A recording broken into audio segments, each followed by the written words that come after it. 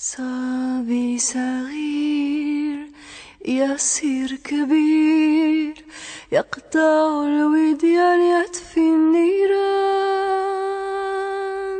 Je m'appelle Alice et ceci est mon 6e podcast. حرية الجان معا يعيشان في حنان في حنان.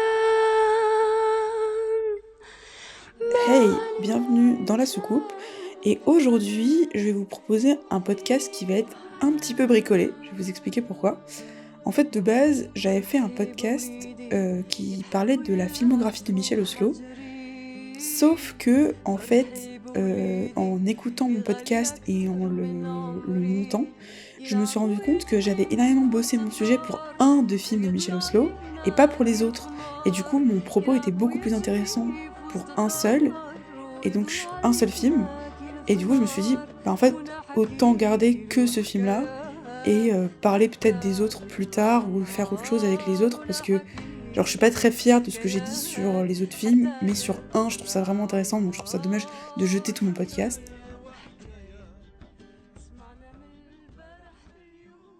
Pour toutes les personnes qui se disent là, putain, je sais pas qui c'est Michel Oslo, je vais découvrir quelque chose. En fait, non. Vous n'allez pas découvrir quelque chose, puisque vous connaissez forcément Michel Oslo, puisque vous connaissez forcément ceci.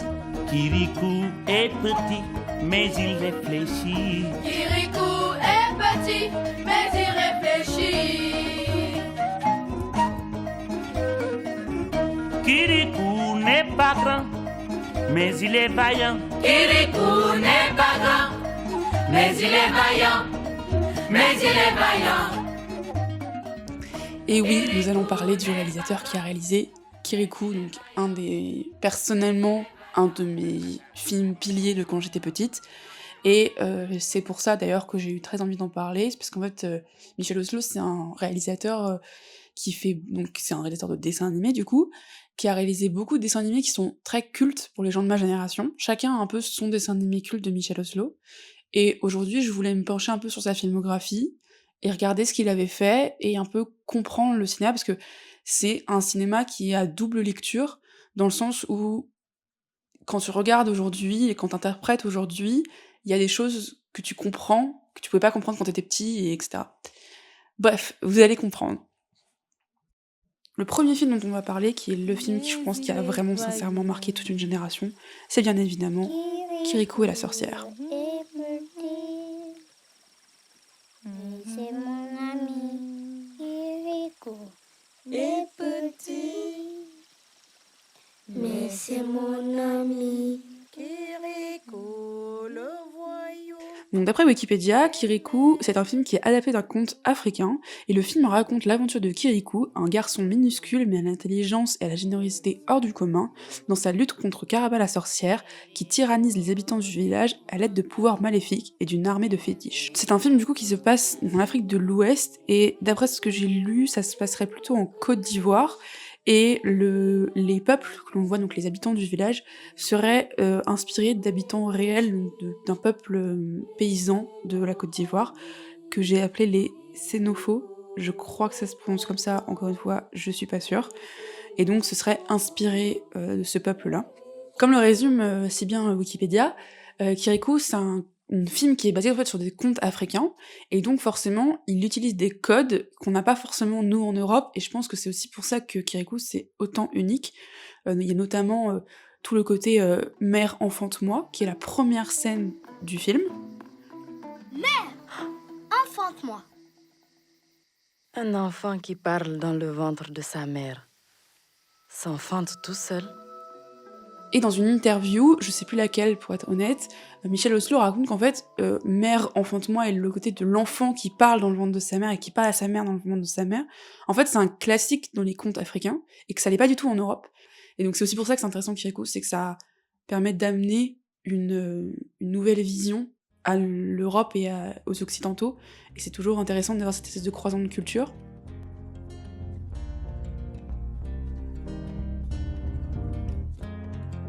Ce que j'aime aussi énormément dans Kirikou, c'est le rapport au corps. Dans Kirikou, tous les personnages féminins sont torse nu, donc on voit les seins des femmes, et en fait, du coup, leurs corps sont vraiment pas sexualisés, et aussi, il y a plein de corps différents. Globalement, elles ont toutes une spécificité, elles ont toutes des coiffures différentes, elles ont toutes des corps différents, des pannes différents, etc. On a aussi tous les enfants du village qui sont tous nus, complètement nus, peu importe leur âge. Et en fait, je trouve que ça, le fait que de ces éléments-là, d'ailleurs, Michel Oslo a raconté qu'il a dû se battre un peu pour forcer et faire en sorte que les femmes ne soient pas couvertes et que les enfants soient vraiment nus. Parce qu'en fait, je trouve que... Et en fait, il a bien fait, enfin, bravo mec, parce qu'en fait, je trouve que ça apporte une belle visualisation du corps, parce qu'en fait, c'est... là où, dans l'Occident, etc., les corps sont souvent très sexualisés, notamment la poitrine des femmes, qui est vraiment un élément très très sexualisé et très, très souvent mis en valeur dans ce cadre-là, dans le cadre sexuel. Là, on n'est pas du tout dans ce cas-là, en fait. C'est juste neutre. Ils sont nus comme ils pourraient être habillés, et ça ne change rien. À aucun moment on fait la réflexion, à aucun moment c'est quelque chose... À aucun moment c'est un sujet, en fait. Et je trouve que ça construit quand même quelque chose, et c'est quand même important. Et c'est hyper novateur quand on y réfléchit 2 secondes, parce qu'on est en 1998. Or, la vision des corps et le fait de ne pas sexualiser les corps, et surtout les corps des femmes, et de pas le mettre automatiquement comme un objet sexuel, c'est un combat hyper actuel. Des féministes qui se battent actuellement pour ça et qui essayent de changer les mentalités pour ça, en fait. Et donc c'est fou de se dire que en 98, Michel Oslo, il faisait déjà ça, quoi. Donc c'est assez remarquable, je trouve. D'autant plus que c'est un film pour enfants, quoi.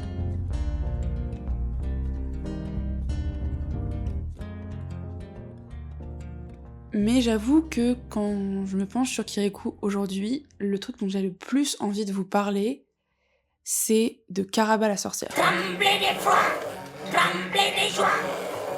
Elle approche, elle est là. Tremblez de joie, tremblez d'effroi, car voici Caraba. Que veux-tu? Caraba la sorcière, c'est, comme son nom l'indique, une sorcière. Et donc quand t'es petit, une sorcière, c'est juste le méchant d'une histoire, hein, c'est pas plus loin. Mais en fait, quand tu grandis, et notamment que tu t'intéresses au féminisme, la sorcière, c'est beaucoup plus compliqué que ça. En gros, pour prendre de loin, et encore une fois, je suis amatrice, je dis ce que j'ai compris, et donc ça n'est pas à prendre pile poil comme je dis, etc. Mais la figure, de ce que j'ai compris, la figure de la sorcière en féminisme, c'est hyper important, parce qu'en fait, c'est une construction de la société qui a existé, hein, c'est-à-dire que il y a des femmes qui ont été traitées de sorcières dans l'histoire. En Moyen-Âge, on brûlait certaines femmes parce qu'on les traitait de sorcières. Un peu plus tard, on les enfermait, hein, à la salpêtrière notamment, on leur faisait des électrochocs, etc. Donc, l'espèce de mythe de la femme sorcière, c'est quelque chose de très fondateur, notamment dans nos sociétés européennes. On a notamment même juste Jeanne d'Arc, hein, qui était traitée de sorcière et auquel on accordait des pouvoirs étranges, comme quoi elle entendait le Saint-Esprit, je crois, ou je sais plus quoi, et qui s'est fait brûler d'ailleurs à la fin, donc c'est vraiment... La sorcière est une figure de notre histoire, c'est concret, quoi. Mais en fait, quand on se penche un peu sur ça, en fait, la figure de la sorcière, c'est extrêmement révélateur de la société patriarcale dans laquelle on vit, parce qu'en fait, les sorcières, ce sont des femmes qui sont généralement seules, indépendantes, sans enfants, et qui n'en veulent pas. Ça peut être aussi des lesbiennes, ça peut être aussi des femmes qui ne souhaitent pas se marier. En général, pour dire gros, ce sont des femmes qui sont hors de la société patriarcale et qui ne suivent pas les codes qu'on impose traditionnellement aux femmes, et c'est pour ça qu'elles font peur. Et c'est précisément pour ça qu'on les brûle, qu'on les tue et qu'on veut les éliminer. Parce que ce sont des anomalies de la société patriarcale, ce sont celles qui remettent en question le système. Les filles sont arrêtées dans tous les villages. On les conduit en haut d'une colline. On les attache à des poteaux. Et on les brûle. Vivantes.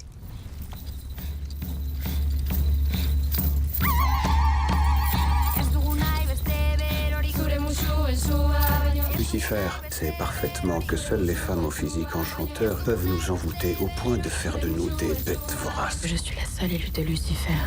Les hommes ont peur des femmes qui n'ont pas peur. Et si le sabbat n'avait jamais existé, si ce n'était rien d'autre qu'un rêve? Mais tout n'était qu'une illusion.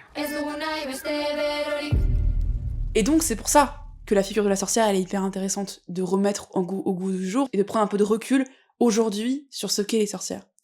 Et c'est pour ça que Karaba m'intéresse, parce que Karaba, c'est avant tout une femme sorcière. Karaba, elle est effectivement seule, elle est effectivement indépendante, et elle vit hors du village, donc elle est déjà excentrée par rapport aux autres. Les membres du village lui confèrent plein de pouvoirs, qu'elle n'a pas forcément, hein, d'ailleurs, son seul pouvoir officiel dans le film, en fait, c'est de transformer les hommes en fétiches, on en parlera plus tard d'ailleurs, mais officiellement, elle a pas d'autres pouvoirs, mais pourtant, les gens du village lui confèrent plein de pouvoirs. D'après les villageois, elle est les hommes, et elle est les enfants, et surtout, au-delà de ça, elle les mange. Là, par exemple, on a un lien très fort entre la femme qui ne veut pas d'enfants, donc qui est complètement indépendante, etc., qui est hors du village, et elle hait forcément les enfants, quoi. C'est forcément ça. Elle peut pas, une femme qui veut pas forcément avoir de contact avec les gosses, c'est forcément qu'elle les hait, quoi. C'est pas possible. Il y a forcément qu'elle les mange, carrément, tellement c'est hors de la société, quoi. C'est tellement exceptionnel que c'est pas possible. Elle est forcément cruelle, quoi. De pas pouvoir juste, simplement, ne pas avoir envie d'avoir d'enfants. Mère, où est mon père? Il est allé combattre Karaba, la sorcière. Et elle l'a mangé. Karaba incarne aussi la femme qui ne veut pas se marier, qui ne souhaite pas suivre forcément les codes qu'on lui a enseignés et qu'on lui dit de suivre. Le prouve notamment cette phrase qu'elle prononce à la fin du film. Je ne veux épouser personne. Sorcière ou non, une chose ne change pas. Je ne serai la servante de personne. Si tu étais ma femme, tu ne serais jamais ma servante. C'est ce que tous les hommes disent avant le mariage. Je ne suis pas comme tous les hommes. C'est vrai, petit Kirikou. Mais un autre détail de Karaba qui est hyper important, c'est d'où viennent ses pouvoirs, d'où vient le fait qu'elle est une sorcière. Et c'est là que c'est hyper intéressant. Alors pour ceux qui se souviennent pas du film, Kirikou est en fait drivé par une obsession qui est pourquoi est-ce que Karaba est-elle méchante? Il faut savoir que Kirikou, c'est le seul à se demander pourquoi. Pour les gens du village, et pour la plupart des femmes du village, c'est une sorcière, elle est méchante, point. C'est tout. Sais-tu pourquoi Karaba, la sorcière, est méchante? Bien sûr, je le sais tout. Pourquoi alors? Parce que c'est une sorcière. Alors, pourquoi est-ce une sorcière? Oh, tu m'ennuies. Tu es trop petit. Et on ne doit pas poser de questions sur une sorcière. Les fétiches! Kirikou, lui, veut savoir. Et en fait, il y a une raison pourquoi elle est méchante. Et pourquoi elle hait particulièrement les hommes. Et pourquoi elle transforme les hommes en fétiches. C'est la question que Kirikou va poser à tout le monde. Que ce soit les femmes du village, le vieux du village, le seul homme du village, mais surtout, il finit par devoir aller de l'autre côté de la montagne, interdite, pour pouvoir aller demander à son grand-père, qui se trouve dans une termitière, qui est un symbole de sagesse dans les contes africains, pour pouvoir lui demander pourquoi est-ce que Karaba est-elle méchante, et pour avoir une réponse. Et après tout le voyage initiatique de Kirikou pour arriver à son grand-père finit par lui expliquer pourquoi elle est méchante. Et voilà la réponse du grand-père. Elle n'aime pas les enfants. Elle méprise les femmes. Elle déteste les hommes. Et elle veut leur faire tout le mal possible. Ah bon? Pourquoi? Parce qu'elle a mal. Elle souffre jour et nuit, sans répit. Pourquoi? Parce qu'on lui a enfoncé dans la colonne vertébrale une épine empoisonnée. Pourquoi n'enlève-t-elle pas l'épine empoisonnée qui lui fait mal jour et nuit? Retourne-toi. Essaye de toucher le bout de mon doigt. Ah, c'est difficile. En outre, l'épine est terriblement enfoncée. Il faudrait l'arracher avec les dents. Pourquoi ne demande-t-elle pas une amie? Elle n'a pas d'amis. Ah. Mais si elle croyait que quelqu'un connaissait le secret de son épine et voulait l'enlever, elle le tuerait. Pourquoi? Si on lui arrachait l'épine, elle souffrirait sur le moment. Au-delà de tout ce qu'on peut imaginer, elle a eu une idée de cette souffrance atroce quand des hommes l'ont immobilisée pendant qu'un autre lui enfonçait l'épine. Pour rien au monde, elle ne veut encore passer par là. Il y a une autre raison. C'est cette épine qui lui donne ses pouvoirs de sorcière. Si on lui enlevait, on lui retirerait du même coup ses pouvoirs. Bon, avec votre regard d'adulte, j'espère que vous avez un peu mieux compris ce passage et compris à quel point ce passage est hyper fort, parce que je rappelle qu'on est toujours dans un dessin animé pour enfants, puisque Karaba la sorcière a en fait vécu un viol collectif. Et ça, c'est pas moi qui l'invente, c'est Michel Oslo lui-même qui le dit. En fait, Karaba, après cet événement, a subi une telle haine et une telle souffrance qu'en fait, elle a concentré tout ça dans une haine pure pour les hommes et dans un rejet profond pour les hommes. Cette souffrance est incarnée par la fameuse épine qui lui est impossible de retirer car inaccessible pour elle, et donc elle concentre toute cette souffrance là-dedans. Cette souffrance qu'elle a cumulée, il faut qu'elle sorte de manière quelconque, et donc ça sort en haine pour les hommes, d'où le fait qu'elle transforme les hommes en fétiches, et qu'elle en fait des robots qu'elle peut manipuler à son tour, comme elle a été manipulée elle. Karaba la sorcière tient donc tous ses pouvoirs de la souffrance que lui a fait subir les hommes. Et ça, c'est une constante qu'on retrouve énormément dans le travail de Michel Oslo, c'est le fait de dénoncer les violences que subissent les femmes à cause des hommes. C'est une constante qu'on retrouve quasiment dans tous ses films, et qui est, pour moi, à son apothéose avec le personnage de Karaba la sorcière, qui est, comme j'espère que vous avez compris, du coup, à quel point ce personnage est intéressant et incroyable. Le seul petit truc qui me chagrine un peu et qui me fait un peu mal en tant que féministe convaincue, c'est la fin de Kirikou, parce que c'est Kirikou lui-même qui lui retire son épine et qui lui retire ses souffrances en arrachant l'épine avec ses dents, et Karaba ensuite Kirikou ensuite lui demande s'il peut l'épouser. Karaba du coup refuse, et après elle accepte seulement un bisou, et Kirikou devient homme, grand, fort, etc. et donc incarne tout ce qu'il faut pour être un bel homme dans cette société, hein, et du coup Karaba finit par succomber à son charme. Donc c'est vrai que c'est un peu la fin traditionnelle, hein, le happy ending classique des histoires qui, du coup, contraste un peu avec toute la féminisation et tout le côté féministe du conte. D'un coup, on est sur quelque chose de beaucoup plus traditionnel, avec la femme qui tombe instantanément amoureuse face au bel homme, au bel étalon qui l'a sauvée. Donc bon, c'est toujours un peu dommage, mais on ne peut pas être parfait, c'est pas grave.